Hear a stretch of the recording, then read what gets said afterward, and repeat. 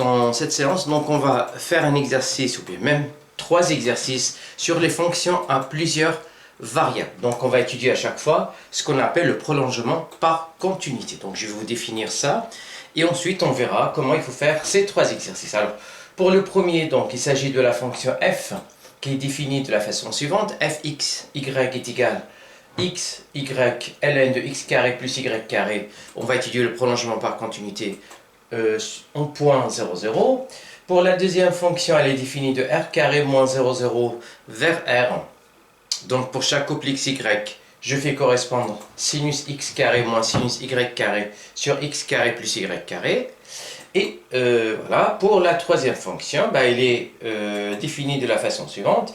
Fxy est égal à sinus 2x moins 2y sur x moins y. Mais là, cette fois-ci, donc le prolongement, ça va être sur toute une droite, ce qu'on appelle la diagonale d'équation xy, x est égal à y, ou bien des fois on l'appelle aussi la première bisectrice.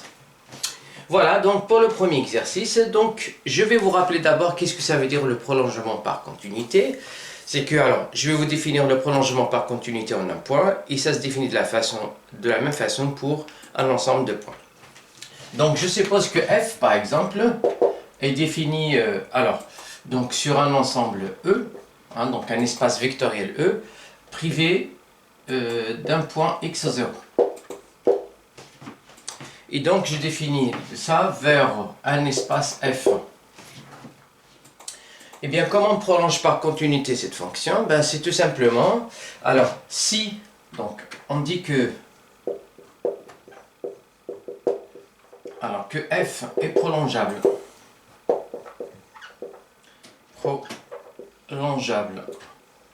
par continuité en x0, et bien si limite de f lorsque x tend vers x0 est égal à un certain L, voilà, donc qui appartient à f. Donc il faut que la limite lorsque x tend vers x0, il faut que ça fasse un nombre L. Et de cette façon-là, on définit ce qu'on appelle le prolongement. On le définit de la façon suivante. Donc je peux l'appeler par exemple f tilde, qui va être défini cette fois-ci pas sur e moins x0, mais plutôt sur e en entier, parce qu'on a rajouté ce point-là, qui va aller dans f. Donc pour chaque x, je fais correspondre fx. Alors, c'est x est différent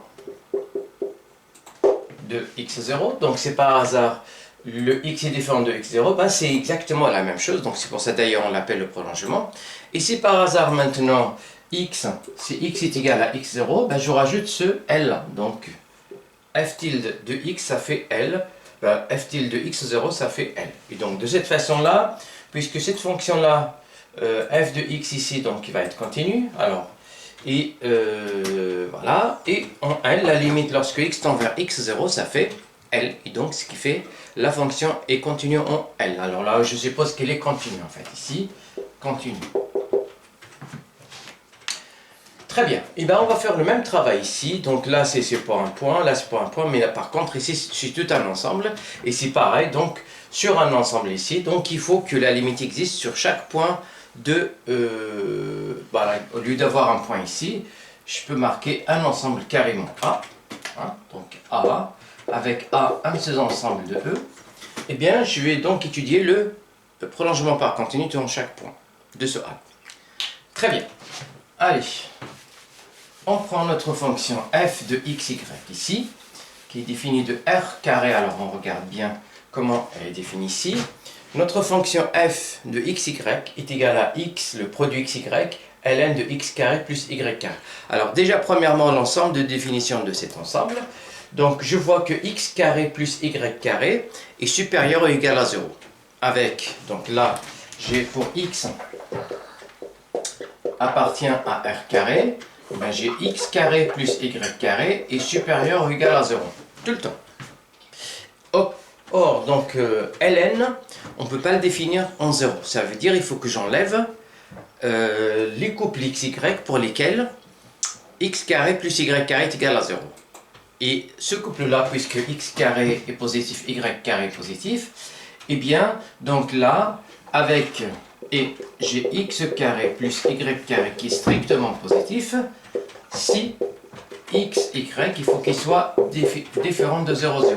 Il faut au moins l'un, soit x, soit y, soit différent de 0 pour que cette quantité soit strictement positive.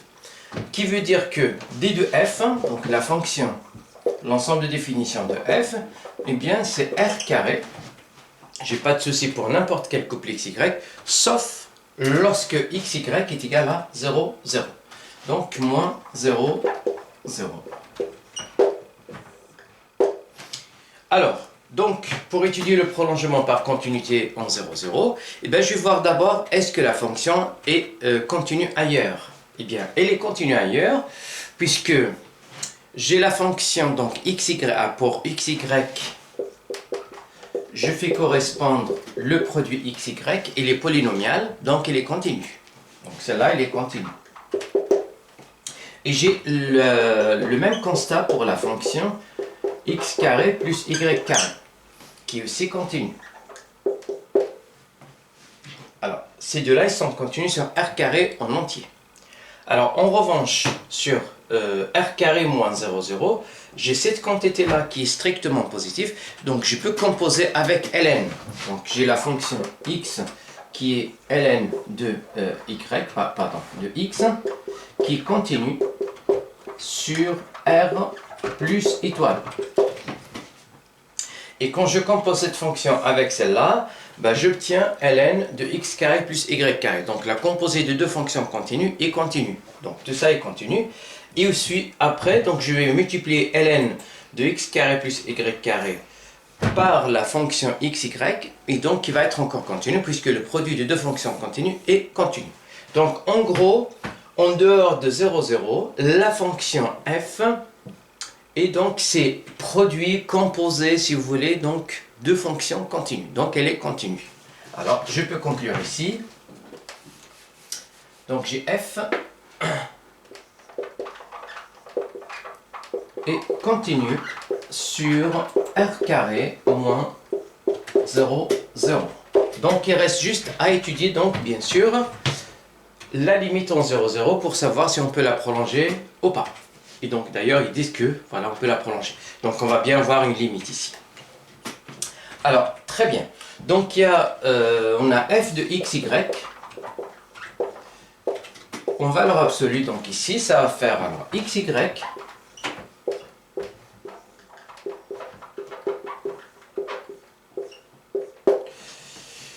donc la limite, en fait, la valeur absolue de f de xy ici, donc c'est la valeur absolue de xy fois la valeur absolue de ln de x carré plus y carré.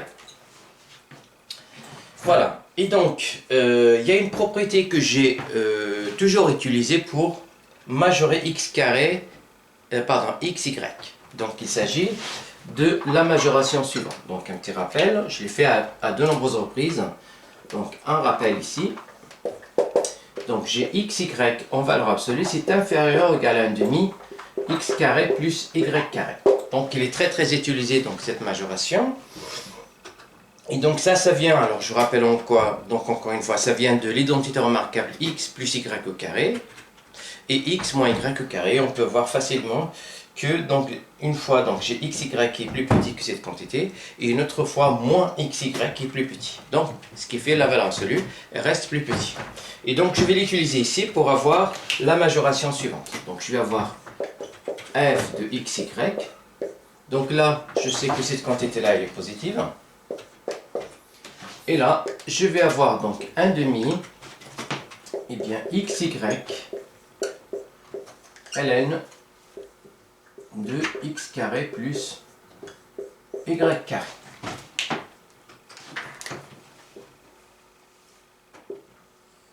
Voilà. Alors, et donc je sais que x carré plus y carré, c'est la norme 2. Alors, je rappelle encore une fois, on est en dimension 2 qui est finie. Ben, toutes les normes sont équivalentes. Et en plus de ça, donc la notion de limite, qui est une notion topologique, elle ne dépend pas de la norme choisie. Donc je peux faire n'importe quelle norme. Et si j'ai la convergence, je vais l'avoir pour n'importe quelle norme. Si j'ai pas de convergence, je n'aurai pas encore pour n'importe quelle norme. Eh bien, je continue encore ici la majoration. Et donc, ça, en fait, c'est la norme de xy au carré. Et bien, donc, je vais obtenir alors, à partir de là, je vais avoir le 0 qui est inférieur au f de xy. Et ça, c'est qui est inférieur à la 1 demi, la norme de xy carré au carré.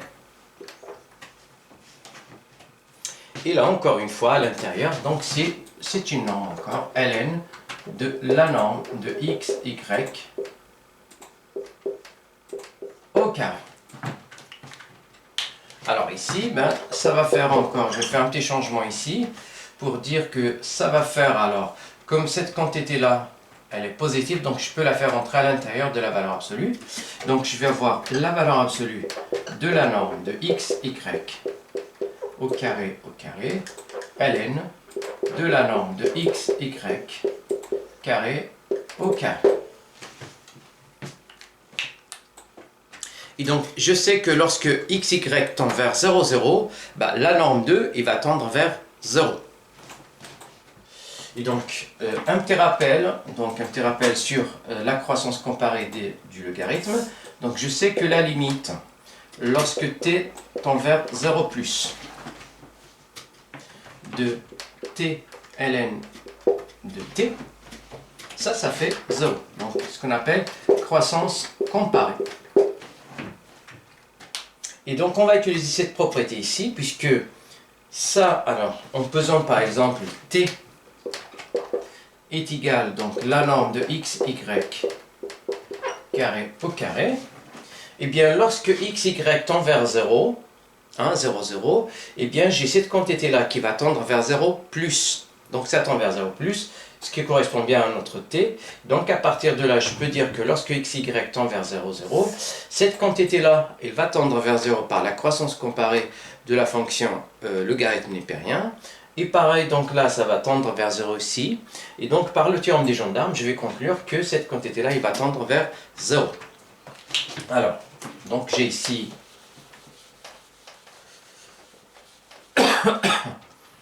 donc, lorsque xy tend vers 0, 0... Pardon, oui. Lorsque xy tend vers 0, 0, eh bien, j'ai la norme de xy carré qui va tendre vers 0, et comme c'est positif, donc ça va tendre vers 0 plus, et donc par la suite, je vais avoir ici, donc ça, alors le 0 il va tendre vers 0, donc je vais avoir limite xy tend vers 0, 0 de f de xy, et ça, cette limite-là, ça va faire aussi donc 0. Et donc, par le théorème des gendarmes, donc là, 0, 0, ben, ça veut dire que ça va faire 0.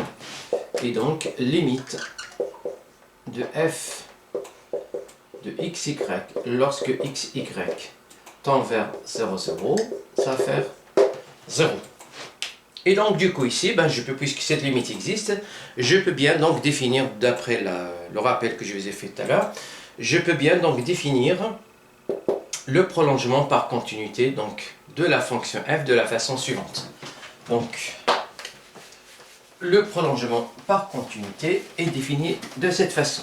Alors, je prends la fonction f, je vais appeler f tilde, donc qui va prolonger la fonction, et va être définie de r carré vers r. Et donc, pour chaque couple x, y, il va faire correspondre deux choses. Donc, f de xy, lorsque xy est différent de 0, 0, si xy est différent de 0, 0, et je vais avoir donc f de 0, 0 qui va faire 0. Et donc, pardon, f tilde de 0, 0 qui va faire 0. Donc, de cette façon-là, eh bien, je définis donc une fonction qui est continue et qui prolonge ma fonction f. Voilà pour le premier exercice. Donc, on passe pour le deuxième exercice. Alors, pour le deuxième exercice, donc, cette fois-ci, j'ai la fonction g qui est définie de r carré moins 0, 0 qui va aller dans R pour chaque couple x, y. Je fais correspondre sinus x carré moins sinus y carré sur x carré moins, pardon, plus y carré. Et bien, donc, pareil ici, ben, on voit que voilà, lorsque xy est égal à 0, 0, je ne peux pas définir cette quantité-là, sinon c'est bien défini. Et encore une fois, ma fonction, alors, sinus x carré, donc elle est continue. Donc, pour chaque couple xy, je fais correspondre x carré, c'est continu. Je vais composer avec la fonction sinus, ça va faire une fonction continue, donc je vais faire oralement. La même chose pour y carré, donc la fonction qui fait correspondre à chaque couple xy, y est continu, donc y carré aussi ça va faire continu. Je compose avec la fonction sinus, ça va faire continu. Et là, le fait d'avoir une soustraction, donc je vais avoir la différence de deux fonctions continues, donc il va être continu. Et là encore une fois, x carré plus y carré qui est polynomial, c'est continu. Et donc, là, j'ai le quotient, donc lorsque x, y différent de 0, 0 qui est continu, eh bien je vais obtenir donc une fonction qui est continue. Donc je peux dire facilement que g est continu.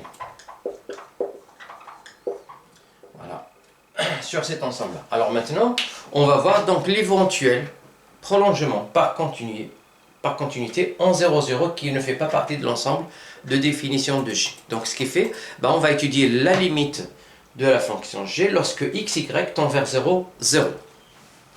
Donc, on étudie la limite de g de x, y lorsque x, y tend vers 0, 0. Et on va voir combien ça fait. Très bien. Alors, donc, pour étudier la continuité en 0, 0, lorsqu'on estime qu'on a cette limite-là, bien sûr, avec quelques indications, eh bien, on cherche comme tout à l'heure, donc à majorer par une fonction qui tend facilement vers 0. Ou des fois, on peut utiliser, alors dans le cas de R2, ce qu'on appelle les coordonnées polaires. Mais lorsqu'on estime qu'il n'y a pas de limite, dans ce cas-là, eh bien, il suffit d'avoir deux chemins, donc deux chemins qui ne tendent pas vers la même limite. Donc, alors ici, en l'occurrence, on va voir. Donc, qu'est-ce que je constate ici? Donc, j'ai pratiquement la même chose là. Alors, cette fonction-là, j'ai pratiquement la même chose à y près. Donc voilà, à un signe près ici. Donc ce qui fait, si je fais par exemple une approche par l'axe des abscisses, une approche avec l'axe des ordonnées, puisqu'on a ce moins-là, on va voir avec une propriété de sinus, on ne peut pas voir la même limite. Donc ce qui fait, on ne va pas voir le prolongement par continuité. Donc je vais le détailler ici. Eh bien, regardez bien, si je prends alors, donc, x0. Donc, je considère donc la droite d'équation y est égale à 0. Donc, je suis sur ce qu'on appelle l'axe des abscisses. Donc, je vais voir, lorsque je m'approche de 0, 0 par l'axe des abscisses, qu'est-ce qui se passe? Quelle est la limite que je peux avoir? Eh bien, regardez bien ici. Donc, j'ai g de x0 égale. Donc, pour y est égal à 0, ben, je vais avoir sinus de x carré sur x carré.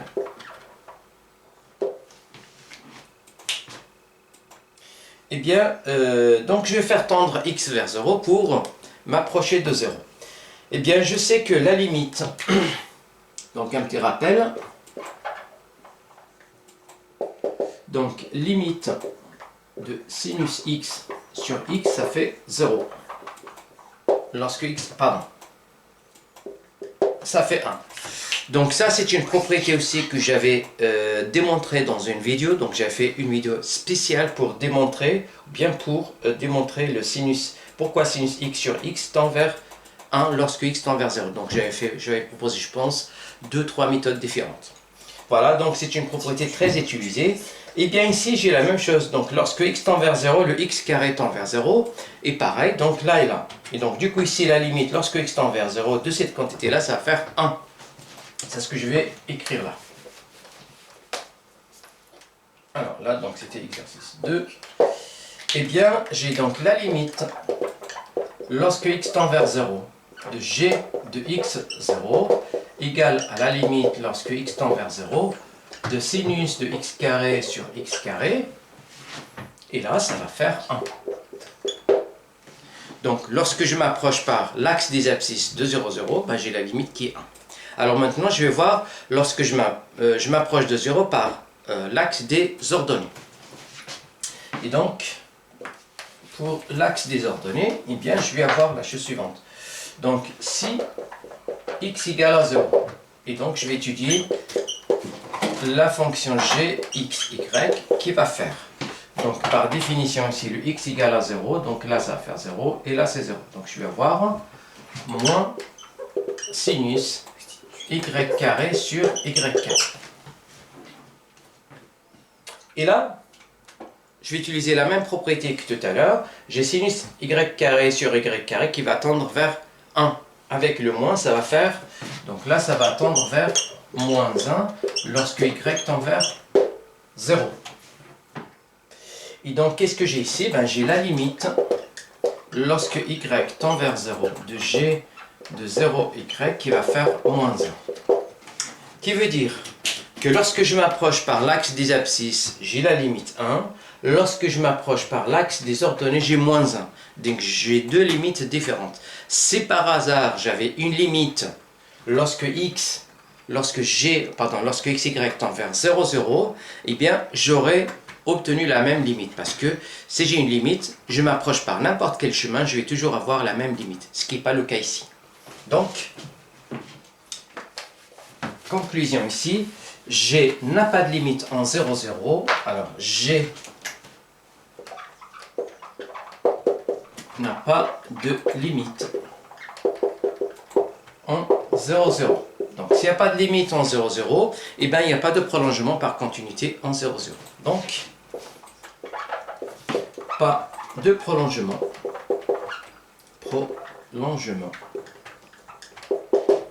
Par continuité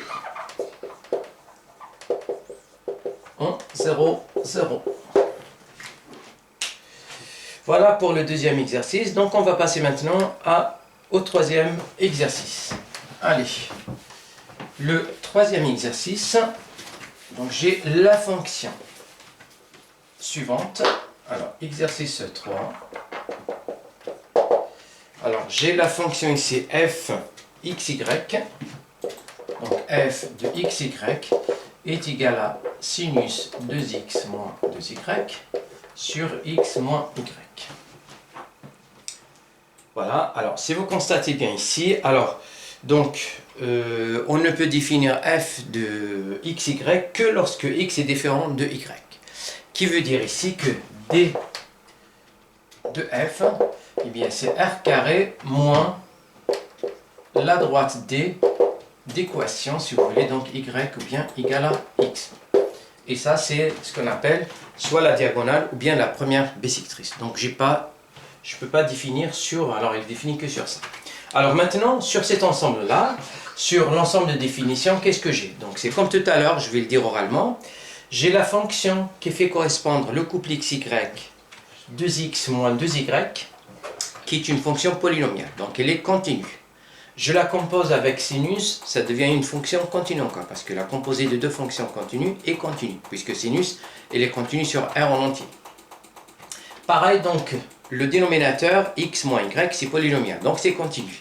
Eh bien, lorsque le dénominateur est différent de 0, ce qui est le cas sur cet ensemble-là, j'ai bien la continuité de l'inverse. Donc, 1 sur x moins 1, x moins y est continu. Et donc, je vais obtenir ici la composée, si vous voulez, et le quotient de fonctions continues. Donc, ce qui est fait, ben, je vais obtenir une fonction qui est continue. Alors, je peux dire ici que f est continue sur d de f. Alors, bien sûr, dans une évaluation, ce que je viens de dire oralement, il faut bien expliciter, il faut dire un mot. Voilà, il faut dire au moins que soit, voilà, ça c'est la composée et quotient de fonction continue, ou bien carrément, il faut préciser comme je viens de dire. Donc, xy fait correspondre 2x moins 2y polynomial continu, par x moins y polynomial continu, donc après composer tout ça. Voilà, il faut absolument dire un mot sur ça. Alors, donc notre fonction est bien définie sur, est bien continue sur d de f. Alors maintenant, ce qui nous reste, c'est l'étude de la continuité sur un couple AA. Par exemple, pour savoir est-ce que ça, on a donc une continuité sur la première diagonale. Très bien. Eh bien, donc il s'agit de savoir, alors, est-ce que, alors, la limite, donc, lorsque un couple XY, alors, il s'agit de chercher la limite, par exemple, d'un couple XY qui va tendre vers A, de G de X, là c'est F, pardon.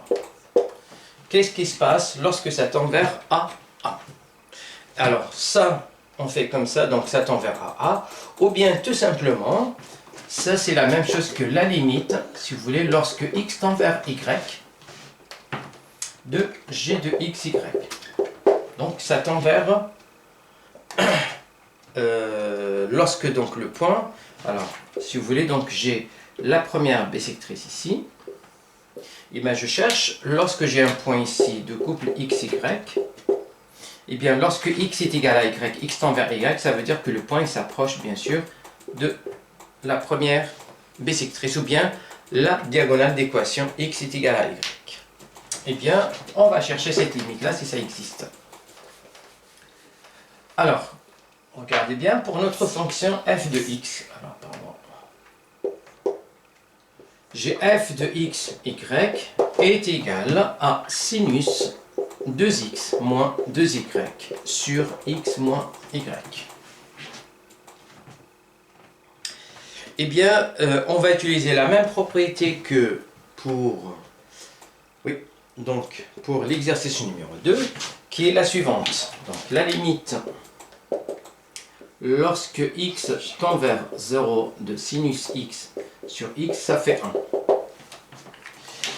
Parce que lorsque x tend vers y, cette quantité-là, elle va tendre vers 0. Et celle-là aussi. Mais par contre, j'ai pas la même chose. Donc là, c'est x moins y. Et là, j'ai 2x moins 2y. Donc le mieux, qu'est-ce que je fais? Je multiplie ici par 2 et là par 2.